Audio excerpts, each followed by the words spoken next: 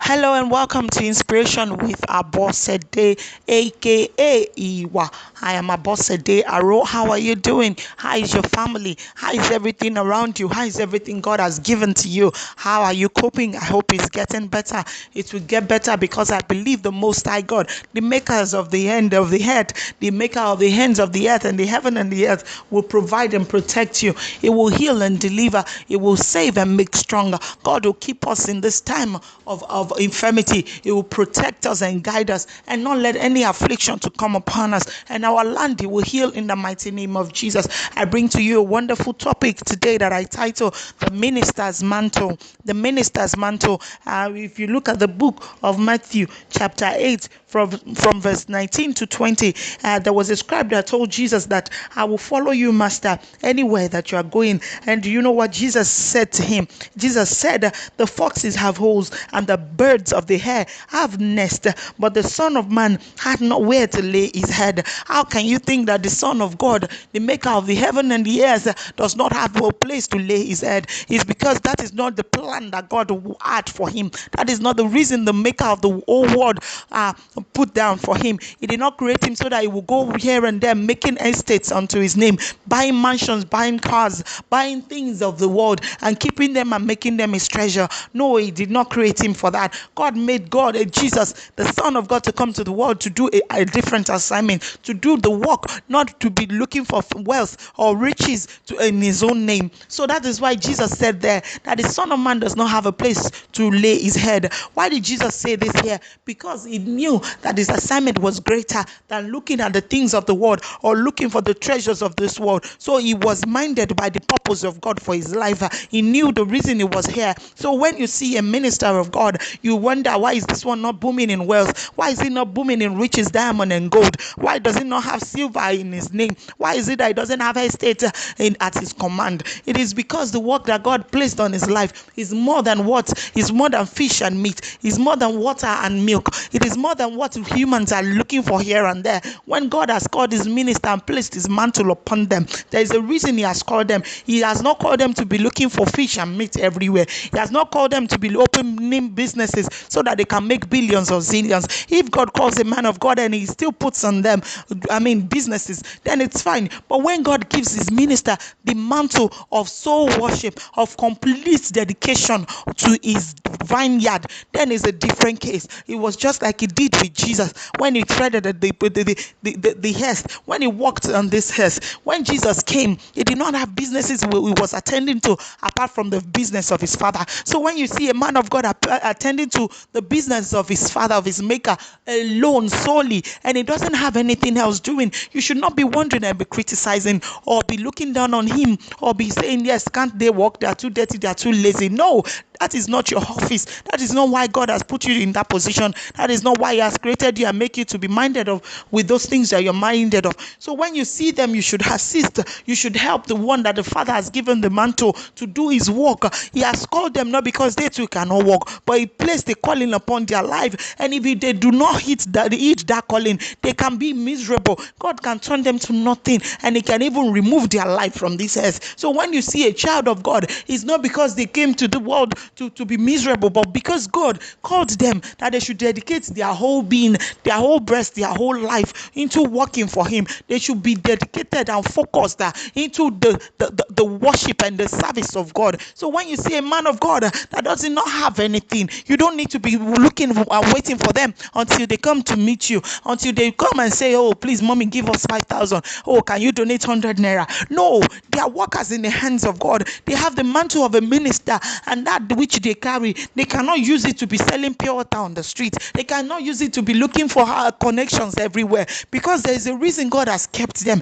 He has kept them for his use and his holiness. He has kept them for his own promise. He knows how to feed them. And if he's calling you and laying it upon your heart to do so, don't be proud in your own eyes. Don't be wise in your own eyes. Don't be thinking yourself too much, because the God that has made them, and he that made you knew why he gave you that wealth, knew why he is still maintaining the breath of life inside of you, so that you'll be able to use it for a purpose. But when you are feeling too pompous, have you forgotten is the one that is letting you to wake up, that he can even take away that breath, and the money you will just leave it in this life, and when you leave it, another person will spend it. from that bank that you think, oh, is my treasure, is my money. That is all you think about. And you hear ministers and missionaries everywhere. You do not think of them and put them in your budget. All you do with your money, with your budget, may God forgive you. I am not judging you, but I've only come to make this to be to enlighten you. I've only come to make you see this, that there are ministers of God with mantle, that God has not assigned them to do any other work. He has not called them to go about and look for a job. He has not called them to go about and open businesses, not because they do not want it, not because they do not have dreams or ideas, but in the path of their life, they discovered their calling. They discovered the direction their life was moving into, and they realized they were not doing anything else. That even what the things they were doing, the other things they were doing, was not prospering until they heed the calling. And then when they heed the calling, if the Father asks them to separate themselves from all those things, they do not have a choice, because He holds our lives, He holds our breath, He holds our being. He could decide to end it at any moment in time. So who are you to criticize a man of God?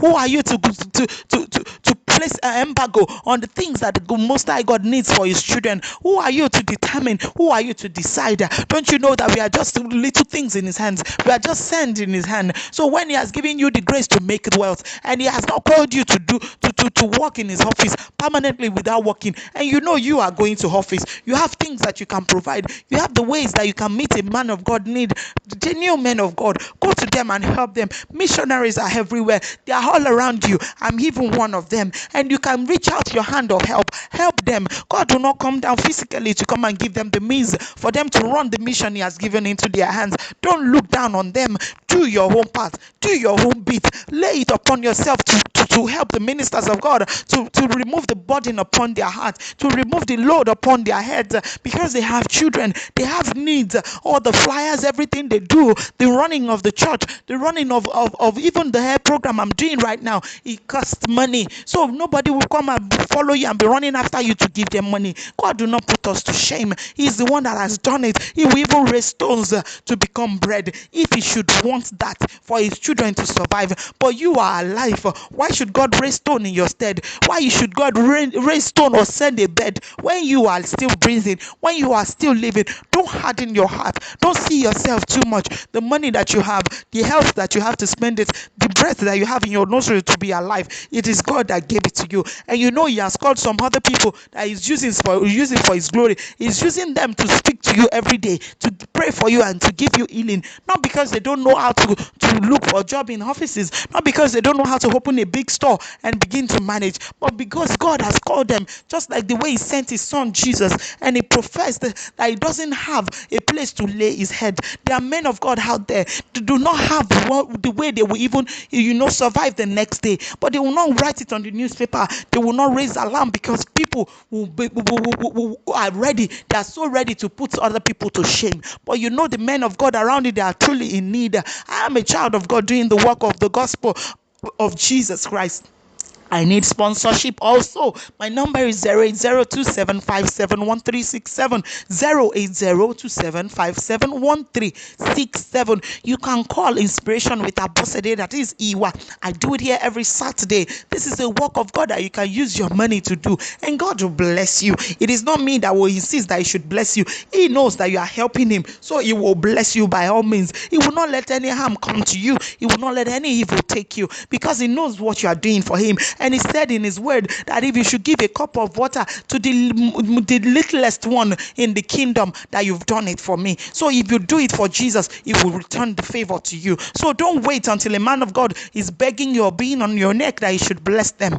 Do the needful. You know the needful. Jesus then had people that welcomed Him into their own home and fed Him and cleaned His feet. You don't know they have their own record in heaven. Oh, they are still enjoying it till today, and their generation and generation to come are still enjoying it. I pray God will open the eyes of your heart. It will open your understanding, and you'll be able to see and meet the need of the children of God around you, so that the heavens will be open for you, and God will bless you in a blessing, with a blessing tremendously so big that nothing can cage. God bless you. I remain Abosede Aro, and this is Iwa. Keep listening. Enjoy yourself. God bless you.